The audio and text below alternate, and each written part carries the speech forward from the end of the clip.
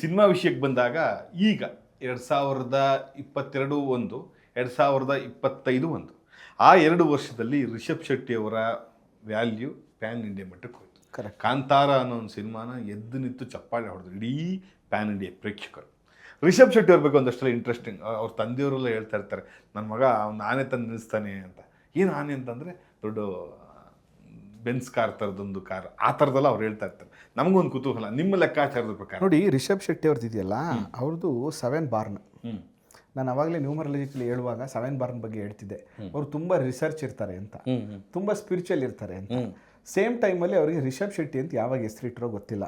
ಈ ಸ್ಪಿರಿಚುವಲ್ಗೆ ಸ್ವಲ್ಪ ಬುದ್ಧಿವಂತಿಕೆ ಸೇರ್ಕೊಬಿಟ್ರೆ ರಿಷಬ್ ಶೆಟ್ಟಿ ನಂಬರ್ 5 ಆಯಿತಾ. 7 ಮತ್ತು 5 ನಂಬರ್ ಇದೆಯಲ್ಲ, ಯಾವಾಗಲೂ ಕೇತುಗೆ ಇಡೀ ನಂಬರ್ಗಳಲ್ಲಿ ಸಪೋರ್ಟಿವ್ ನಂಬರ್ ಅಂದರೆ 5.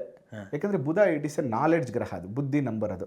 ಮತ್ತು ಒಳ್ಳೆ ಮಾರ್ಕೆಟಿಂಗು, ಒಳ್ಳೆ ನಾಲೆಡ್ಜು ಎಲ್ಲವನ್ನು ಕೊಡುವಂಥ ನಂಬರ್ ಅದು. 5 ಮತ್ತು 7 ಬೆಸ್ಟ್ ನಂಬರ್. ಅದರಿಂದ ಅವರು ರಿಷಬ್ ಶೆಟ್ಟಿ ಅವ್ರು ಎಲ್ಲಿವರೆಗೂ ಇರ್ತದೋ ಅಲ್ಲಿವರೆಗೂ ಕೂಡ ಅದೊಂದು ದೊಡ್ಡ ಮಟ್ಟದ ಸಕ್ಸಸ್ ಕೊಡ್ತಾನೆ ಇರ್ತದೆ. ಆದರೆ ಈ ವರ್ಷ ಏನಾಗ್ತಾಯಿದೆ ಅವರಿಗೆ ನೋಡಿ, ಕಾಂತಾರ ಟೋಟಲ್ ಮಾಡಿದ್ರೆ 7, ರಿಷಬ್ ಶೆಟ್ಟಿ 5ಗೆ 7 best number. Next Kantara 1 number 8, 5ಗೆ 8 ಫ್ರೆಂಡ್ಲಿ ನಂಬರ್, ತುಂಬ ಒಳ್ಳೆ ನಂಬರ್, ಬೆಸ್ಟ್ ನಂಬರ್.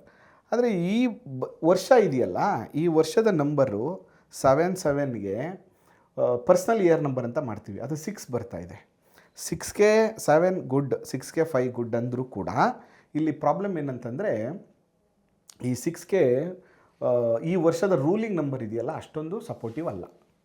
ಅದರಿಂದ ಓವರಾಲ್ 2026 ಹೇಗಿದೆ ಅಂತಂದರೆ 50% ಅಷ್ಟೇ ಇರೋದು. ಅಂದರೆ ತುಂಬ ಮೋರ್ ಎಕ್ಸ್ಪೆಕ್ಟೇಷನ್ಸನ್ನು ಇಟ್ಕೊಂಡ್ರೆ ನಮಗೆ ಡಿಸಪಾಯಿಂಟ್ ಜಾಸ್ತಿ ಆಗುತ್ತೆ.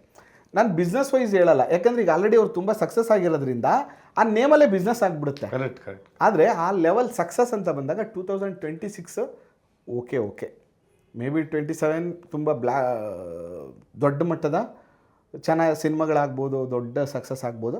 ಬಟ್ 26 ಅಂತ ಬಂದಾಗ ಓಕೆ ರಿಷಬ್ ಶೆಟ್ಟಿ ಅವ್ರಿಗೆ ಅಂದರೆ ಅವರನ್ನ ಪ್ರೇಕ್ಷಕರಾಗಿರ್ಬೋದು ಅಥವಾ ನಿರ್ದೇಶಕರಾಗಿರ್ಬೋದು ಏನಂದರೆ ಅವರನ್ನು ಪೌರಾಣಿಕ ಪಾತ್ರದಲ್ಲಿ, ದೇವರ ಪಾತ್ರದಲ್ಲಿ, ದೈವದ ಪಾತ್ರದಲ್ಲಿ ಊಹೆ ಮಾಡ್ತಾ ಇದ್ದಾರೆ. ಕರೆಕ್ಟ್. ಈಗ ಕಾಂತಾರ 3 ಬರ್ಬೋದು, ಅದರಲ್ಲಿ ಏನು ಮಾಡ್ಬೋದು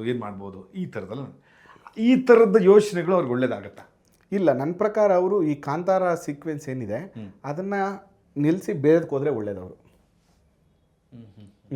ಯಾಕಂದರೆ ಏನಾಗ್ಬಿಡುತ್ತೆ, ಪ್ರತಿ ಸರಿನೂ ಈ ಸ್ಪಿರಿಚುವಲ್ ನಂಬರು ಹೋಗ್ತಾ ಇಲ್ಲ ಇವ್ರನ್ನೇ ಸ್ಪಿರಿಚುವಲ್ಗೆ ತಂದುಬಿಡುತ್ತೆ, ಇಲ್ಲ ಕಟ್ ಮಾಡಿಬಿಡುತ್ತೆ ಅದನ್ನು ಕೇತು ನಂಬರ್. ಅದರಿಂದ ಇವರು ನನ್ನ ಪ್ರಕಾರ, ನನ್ನ ವೈಯಕ್ತಿಕ ಸಜೆಷನ್ ಏನಂದರೆ, ನಾನು ಅವ್ರ ಬಗ್ಗೆ ತುಂಬ ರಿಸರ್ಚ್ ಮಾಡಿರೋ ಪ್ರಕಾರ ಇವರು ಕಾಂತಾರ 2 ಅಂತ ಕಾಂತಾರ 1 ಅಂತ ಏನಿದೆ ಅದನ್ನು ಅಲ್ಲಿಗೆ ನಿಲ್ಲಿಸಿ ಬೇರೆ ಥರದ ಒಂದು ಕತೆ, ಅವರು ಸ್ಪಿರಿಚುವಲೇ ಮಾಡಲಿ, ಬೇರೆ ಥರದ ಕತೆಗೆ ಹೋದರೆ ಅದು ಇನ್ನೂ ತುಂಬ ದೊಡ್ಡ ಮಟ್ಟದ ಯಶಸ್ಸನ್ನು ಅವ್ರಿಗೆ ತಂದುಕೊಡುತ್ತೆ ಅನ್ನೋದ್ರಲ್ಲಿ ಎರಡನೇ ಡೌಟೇ ಇಲ್ಲ. ಸೂಪರ್.